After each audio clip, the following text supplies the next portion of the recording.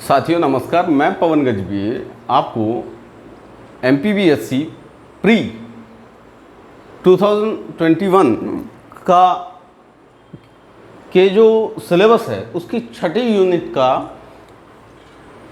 First part भारतीय संवैधानिक व्यवस्था वो पढ़ाने जा रहा हूँ। आप देखिए कि जहाँ से सिलेबस स्टार्ट होता है तो आपके सिलेबस का फर्स्ट टॉपिक होता है वो है भारत सरकार अधिनियम 1919 और भारत सरकार अधिनियम 1935। आने वाले समय में भारत सरकार अधिनियम 1935 के विषय में चर्चा करेंगे। फिलहाल हम यहाँ आपके चैप्टर के पहला टॉपिक भारत सरकार अधिनियम 1919 को देखेंगे। आइए देखते हैं। भारत सरकार अधिनियम 1919 जिसे मॉन्टेस्क्यू चेम्सफोर्ड सुधार कहा जाता है, इसकी पृष्ठभूमि तैयार हुई थी होम रूल आंदोलन से। होम रूल आंदोलन 1916 में, याद रखिए, होम रूल आंदोलन 1916 में हुआ था।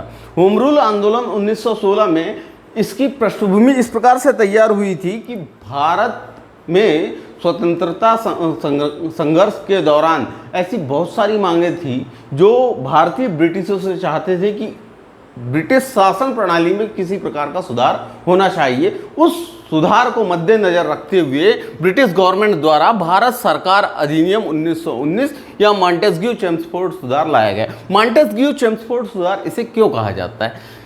क्या है कि उस समय जो भारतीय सचिव थे वे थे मॉन्टेस्क्यू और जो भारतीय वाइसराय थे वो थे चेम्सफोर्ड। तो दोनों को संयुक्त रूप से जो सुधार किया गया इनके काल में उसे मॉन्टेस्क्यू चेम्सफोर्ड सुधार का नाम दिया गया या भारत सरकार अधिनियम 1919 कहा जाता है। क्या हुआ था? इस अधिनियम में पहली बार उत्तरदायी शासन प्रणाली की बात कही गई थी। पहली बार उत्तरदायी शासन प्रणाली की प्रांत या केंद्र अपने कार्यों के प्रति किसके लिए जवाबदार है उसकी बात की गई थी। पहली बार क्या हुआ था कि केंद्रीय और प्रांतीय सूची को पहचान कर, यानी अलग अलग विषयों को, जिस प्रकार से भारतीय संविधान में कि सातवीं अनुसूची में 3 प्रकार की अनुसूचियों का विभाजन कर दिया गया, राज्य के लिए अलग, केंद्र के लिए और समवर्ती सूची के लिए अलग। उसी प्रकार से केंद्रीय और प्रांतीय सूची की पहचान कर इनके विषयों को पृथक कर दिया गया था। यहां तक तो ठीक है कि केंद्रीय और प्रांतीय विषयों को पृथक कर दिया गया था। प्रांत में पुनः प्रांतीय विषयों को भी 2 भागों में विभक्त कर दिया गया। ये भाग थे हस्तांतरित और आरक्षित। हस्तांतरित और आरक्षित ये भाग इस प्रकार से थे कि हस्तांतरित वे विषय थे जिसमें गवर्नर और मंत्री शामिल होते थे। ये मंत्री मनोनीत होते थे जिनके माध्यम से यह कानून का निर्माण किया जाता था। किंतु ये सभी विधान परिषद के प्रति उत्तरदायी होते थे। आरक्षित विषय वे विषय होते थे जिसमें गवर्नर और कार्यपालिका मिलकर कानून का निर्माण करती थी, किंतु यह विधान परिषद के लिए उत्तरदायी नहीं थे। गवर्नर के पास पावर थी कि वह कार्यपालिका से परामर्श ले सके, लेकिन यह विधान परिषद के प्रति किसी भी रूप से उत्तरदायी नहीं थी। देखिए, इसी को द्वैध शासन कहा गया। प्रांतीय विषयों को 2 भागों में विभक्त किया गया और 2 भागों में विभक्त करने के पश्चात अलग अलग हस्तांतरित और आरक्षित विषयों में बांट कर यह बताया गया कि इसे द्वैध शासन प्रणाली। तो क्वेश्चन ये बनता है कि द्वैध शासन प्रणाली का प्रारंभ किस अधिनियम के तहत हुआ? तो आंसर क्या होगा? भारत शासन अधिनियम 1919 या मॉन्टेस्क्यू चेम्सफोर्ड सुधार 1919। पहली बार द्वैध शासन प्रणाली यहां से प्रारंभ होती है। देखिए, नेक्स्ट इंपॉर्टेंट पॉइंट यह है कि देश में द्विसदनात्मक व्यवस्था प्रारंभ हुई। वर्तमान में जो लोकसभा और राज्यसभा है,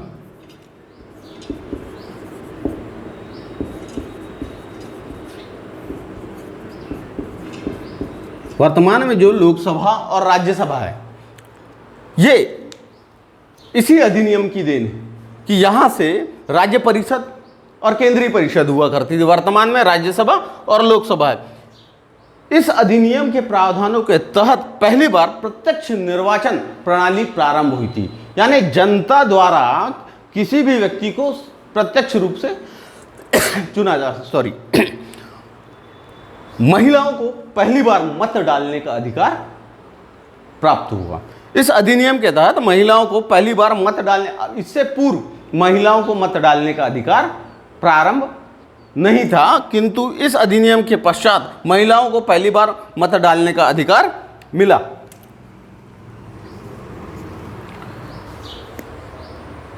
इसका नेक्स्ट इंपॉर्टेंट पॉइंट है कि लोक सेवा आयोग का गठन इस अधिनियम के प्रावधानों के तहत ली कमीशन की सिफारिश पर, याद रखिए क्वेश्चन बनता है कि लोक सेवा आयोग का गठन पहली बार कब किया गया और या किस अधिनियम के तहत किया गया या किस आयोग के तहत किया गया।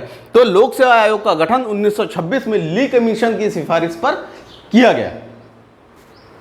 केंद्रीय बजट को राज्य बजट से पृथक किया गया। मॉन्टेस्क्यू चेम्सफोर्ड सुधार, हालांकि यह द्वैध शासन प्रणाली भारत सरकार अधिनियम 1935 जैसे ही आया, भारत सरकार अधिनियम 1935 जैसे आए, दो द्वैध शासन प्रणाली को समाप्त कर दिया गया। हालांकि यह अंशतः असफल कानून या अधिनियम रहा। अपने जिस उद्देश्य को लेकर इसको बनाया गया या निर्मित किया गया था, यह अब अपने उद्देश्य की पूर्ति करने में असफल रहा। 1 अप्रैल 1919 को इसे लागू कर दिया गया था। साथियों, ये था आपका भारत सरकार अधिनियम 1935 या भारत शासन अधिनियम 1935, मॉन्टेस्क्यू चेम्सफोर्ड सुधार, जिसमें मॉन्टेस्क्यू सचिव थे और चेम्सफोर्ड वायसराय थे। दोनों के संयुक्त होने के पश्चात जो कानून का निर्माण हुआ, जो उसमें जो प्रावधान थे, ये आपके सामने हैं।